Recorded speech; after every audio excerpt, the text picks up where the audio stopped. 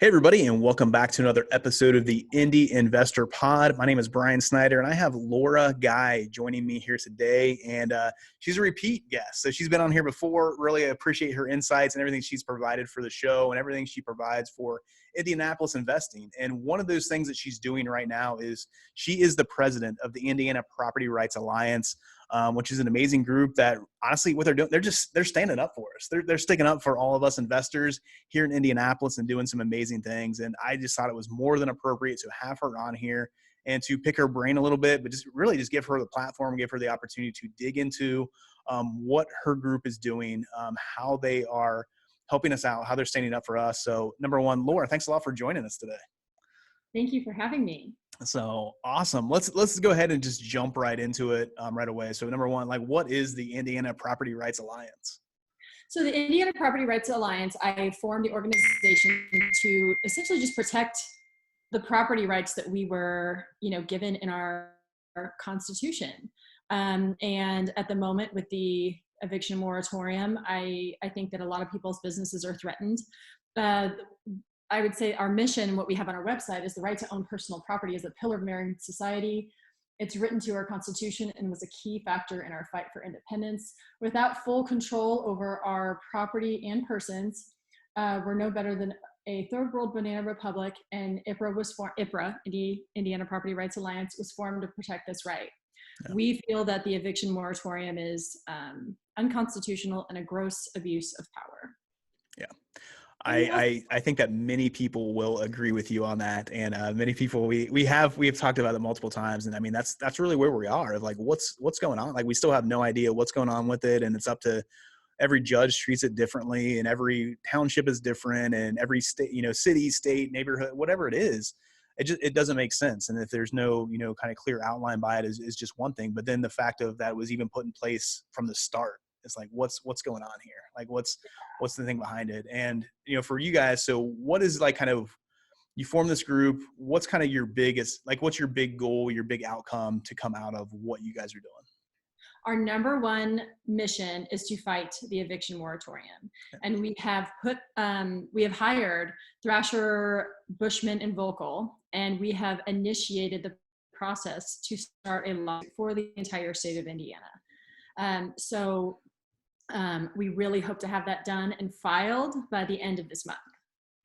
That's awesome. Wow. So yeah, so really quickly, we're kind of getting that under wraps, and hopefully you guys will file by the time this airs. So this is going to air, we're recording this, and then hopefully this will kind of air at the beginning of September.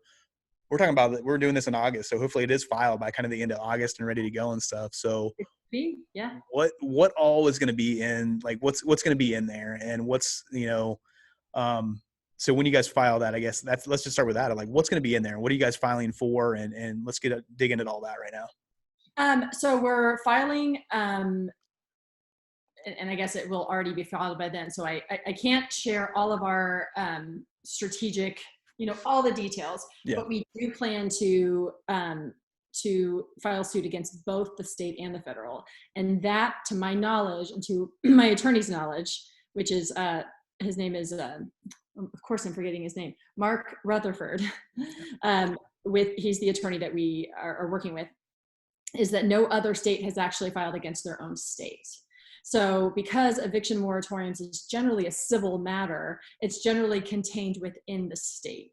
So if we could even win just in our state Supreme Court, that would be huge for Indiana. It'd be huge for people investing in Indiana. Indiana has always been such a great and friendly place to do business in, especially real estate wise. We have such a low cost of entry, and our laws are pretty investor friendly.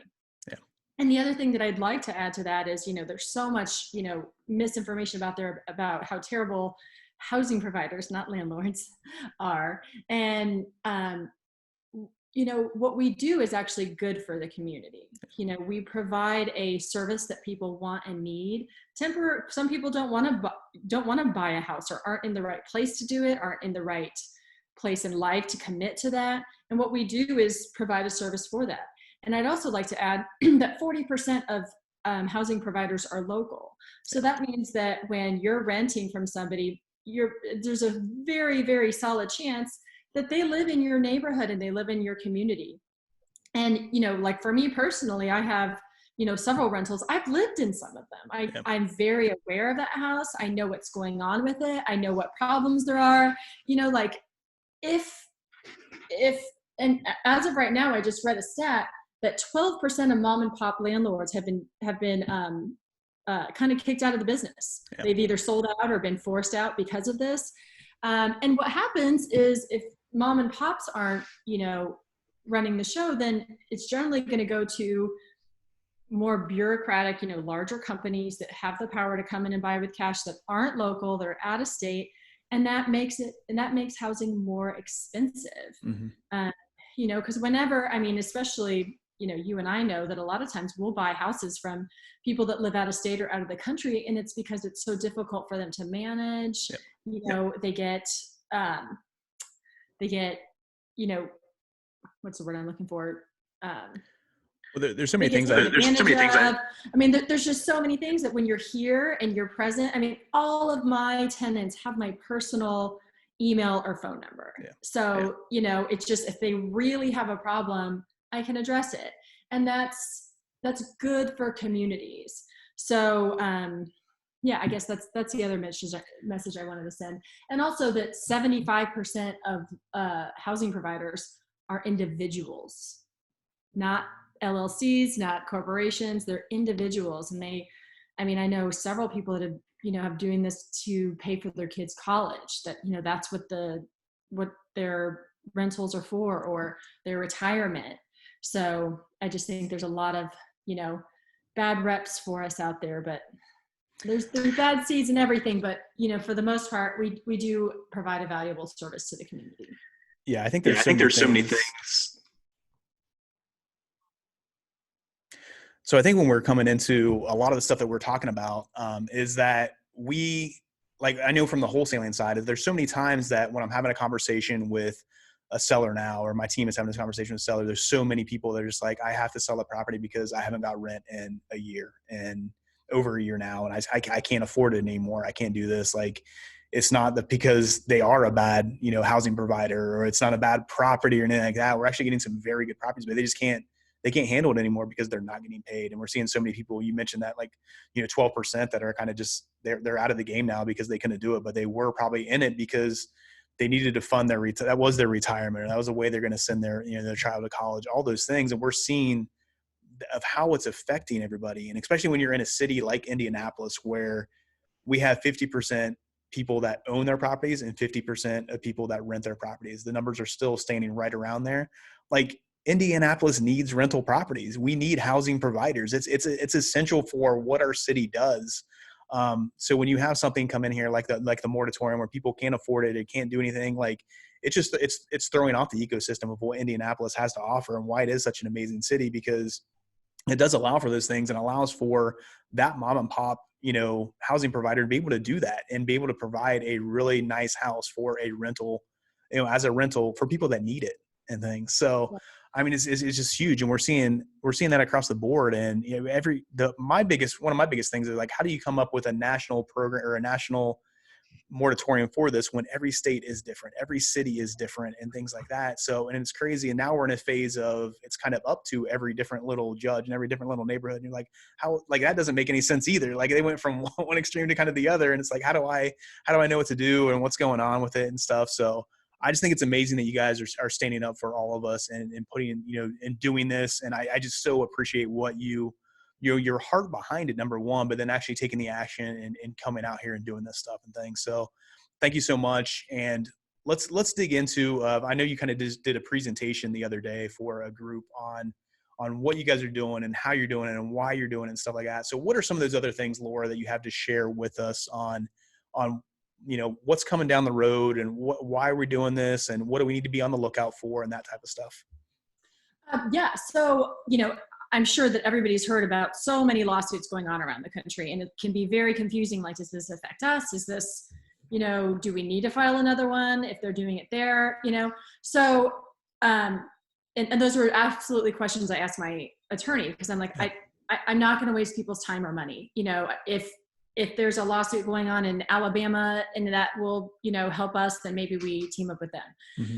what I've understood, and I am not an attorney, but is that every state, because the way our Constitution is set up is that, states have their own kind of separate powers, is that it kind of has to be by state. Now, the National Apartment Association did like a multi-state one, but they did it on behalf of their members. So I guess that's different.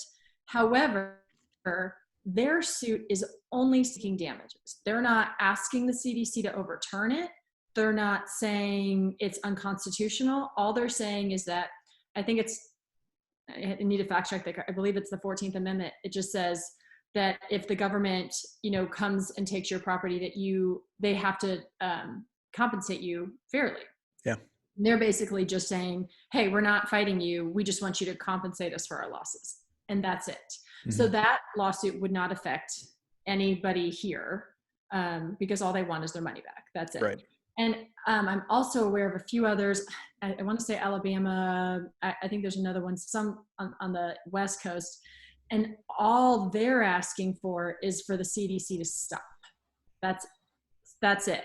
So the problem with that is both that local government does come into play. Yeah. And like you said, we have judges in different townships that are doing completely different things. At the meeting I was at, one guy said, he wasn't evicting for non-payment. He was evicting because the lease was up and he had lost so much from other properties. I think he said he had like 20 or 30 doors and nobody had been paying, that he needed to sell something. And the judge said, and here's the other thing, is the person that he was asking to leave, he wasn't even trying to get the money back. Yeah. You owe me these months. He's just saying, please go. Your lease is up. That's the only way I can get you out and I can, take care of myself. And apparently the judge said, well, in the spirit of what the CDC is doing. So essentially they're just taking the law in their own hands. Right. And my other understanding is that the CDC form that says, check, I've been affected by COVID, therefore you can't evict me, is supposed to be completed and sent to the housing provider before they ever get into court. And what's happening is the judges are saying, here, fill this out and you won't get evicted. Yep. So, I think the other thing is we don't, as housing providers, the last thing we want to do is evict people, especially, if people have lived there for years and years, we can generally work something out. You always want to work with a good tenant. If you have a vacant property, it's a target for vandalism, for squatting, for, all kinds of stuff. And it's a property that isn't cash flowing, isn't being maintained or being taken care of. And evictions are expensive. So, we, as housing providers, it's the last thing we want to do. Yeah. No, I completely agree. I mean, that's where we're all at. We all bring on a tenant or sign a contract or a lease with a tenant, not in hopes to evict them down the road. It's right. Because we're entering into a contract together where I'm going to provide you with this house, with these amenities, with under this, these stipulations, and you're going to take care of the property and pay rent for it. Like that is the contract that was entered into. So where they are, getting, kind of a free pass, quote unquote, free pass on that side of it, of not having to pay rent and not having to do anything. Where is our compensation on this side of the, the contract as well? Of like, we're being affected, our housing providers, we are being affected by this. And like you said, we're not all huge corporations. We're not all, we're not operated by a hedge fund. We're not, this huge multifamily business or anything like that. We're just, local mom and pop investors that, have planned for our mortgage to be paid off of the rent from this property over the next couple of years and things like that. So, I mean, it's something that there's a lot of people that are being affected and things. And I would just say to that, if you're in that boat and, want to speak out or want to help you guys out in any way, what are some things that people can do to get involved, Laura, to kind of get behind what you guys are doing, find out more information? What are some things they can do to just like jump on board with you guys? Well, please go to our website. It's ipraaction.com. It's been amazing. In less than 30 days, we've had a couple people donate some pretty large amounts. And then in just basically one email and one kind of event, we've raised $10,000 just in that. So we're almost at $60,000 raised. Now, we really anticipate this lawsuit to cost several $100,000. So we're not quite there yet, but our goal is to get 500 people to donate $1,000. Yep. And that should really cover, just about everything, and we're going to have other, small expenses, marketing expenses, stuff like that. But of course, I also want to say there is no amount too small. We appreciate anything anyone can do. This is probably a very tough time for people. But, even if you're not an investor and you just own your home, this is also, where is this going to go? If I don't have the right to control, something that I own, what's to say that, once this is done or this keeps on going on, that I don't have the right to control my own home.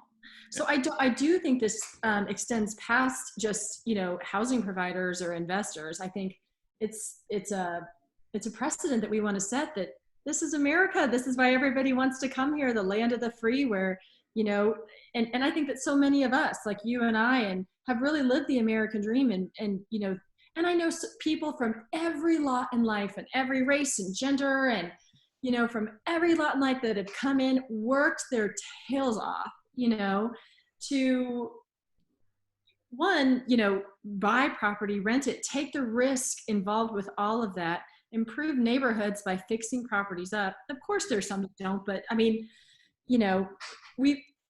by doing this and by staying local, and Indianapolis has such a friendly, awesome investor community. I think, we're competitors, but we're not, I still think we have like a really good camaraderie among us. So it's just a really good thing to keep, I think, and to keep for future generations for sure.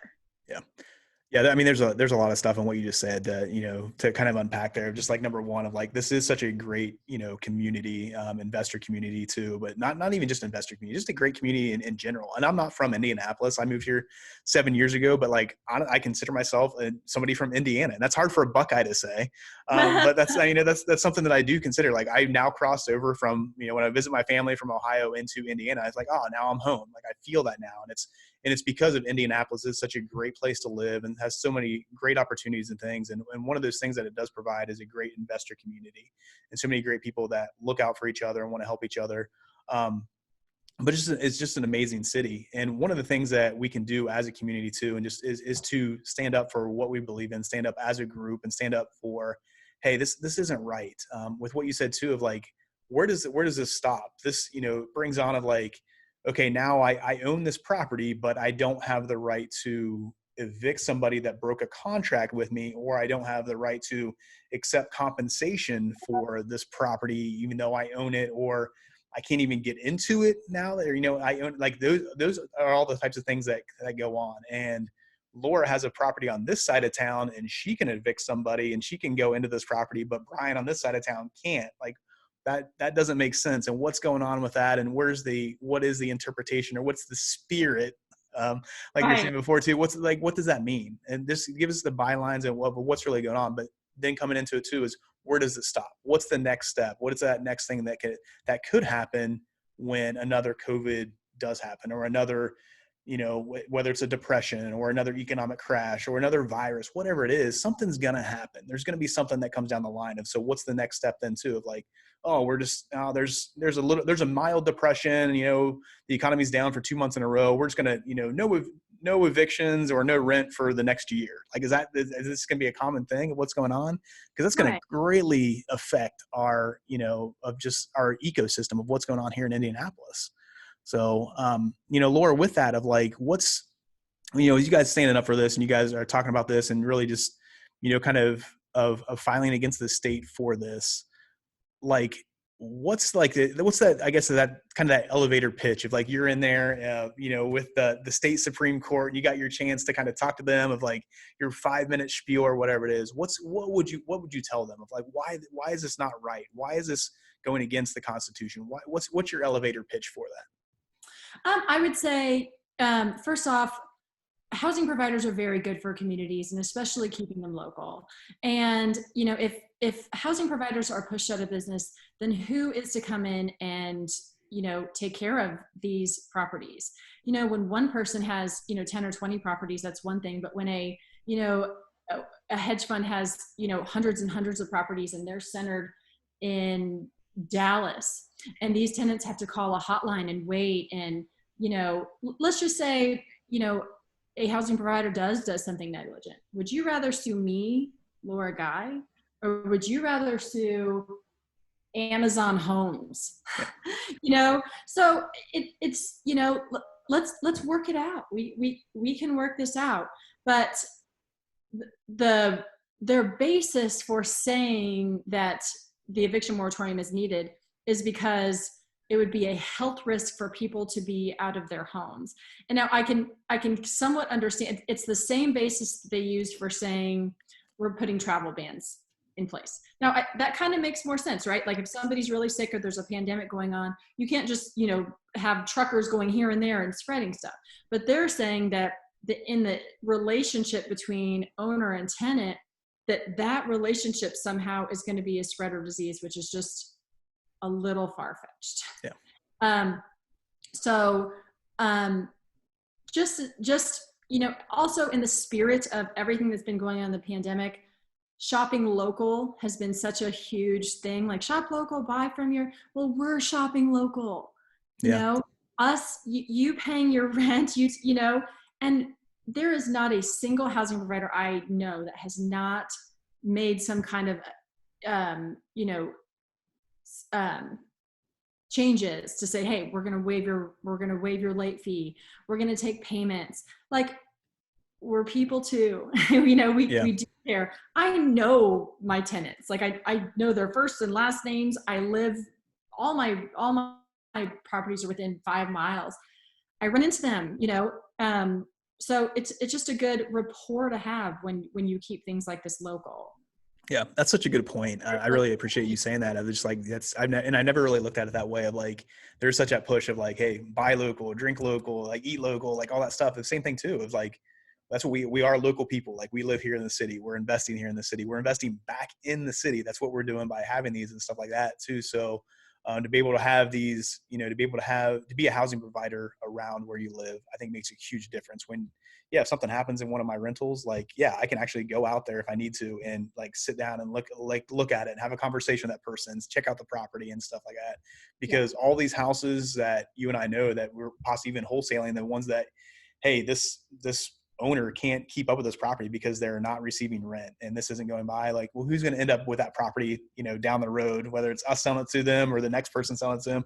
It's going to end up being a hedge fund that's out of Chicago or New York or anything like that. And is it going to have that same local feel? Probably not.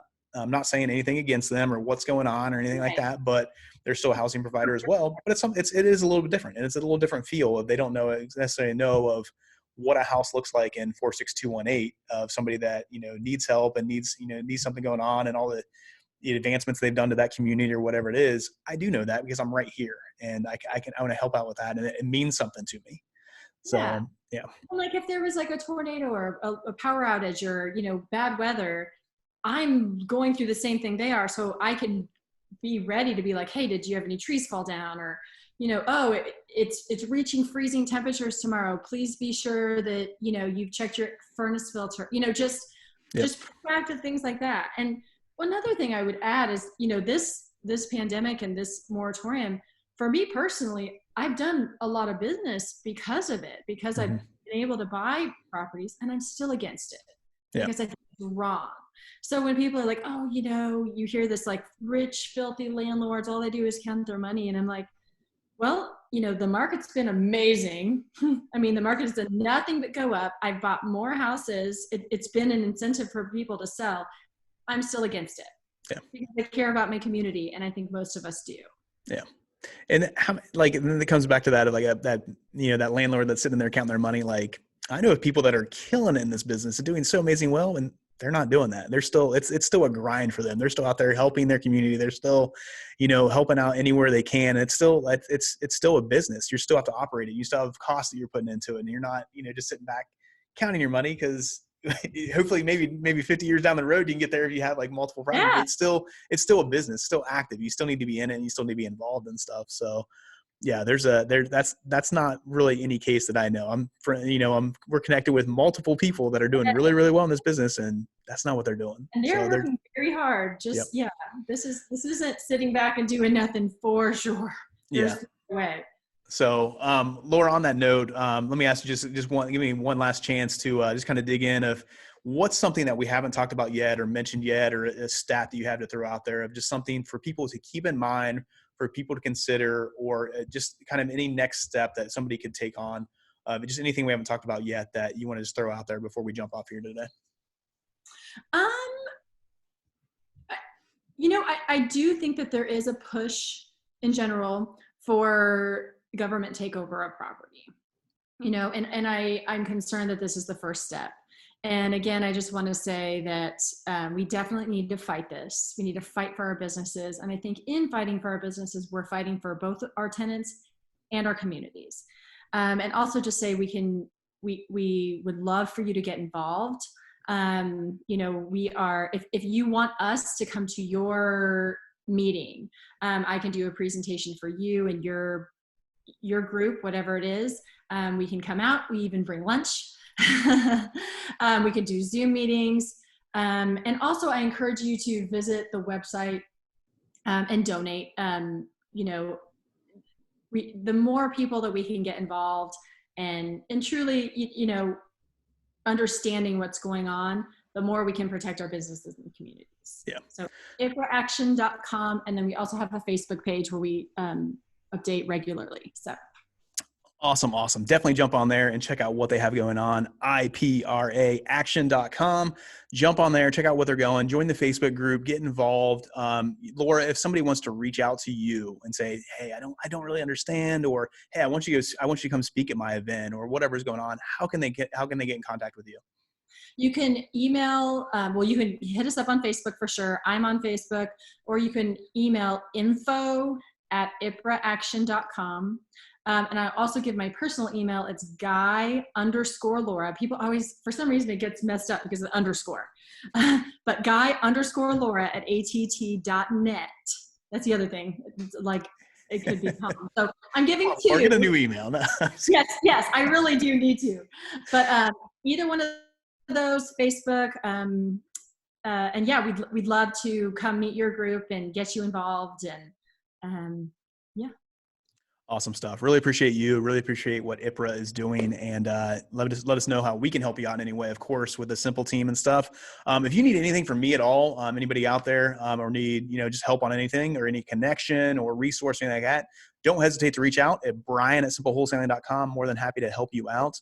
Laura, thanks a lot for joining me today, and hopefully we can kind of get some momentum behind this. You guys are going to get this filed, and we can jump in here and kind of just stand up with what is right for us, and kind of get maybe not necessarily even compensation back, but let's just make sure we're on the right track and know what's going on, what can happen next, and we kind of put a stand or an end to the moratorium with what's going on here in Indianapolis. So thank you so much. Appreciate you. And with that, that's a wrap for this episode of the Indy Investor Pod, and we will see you guys next time. Take care.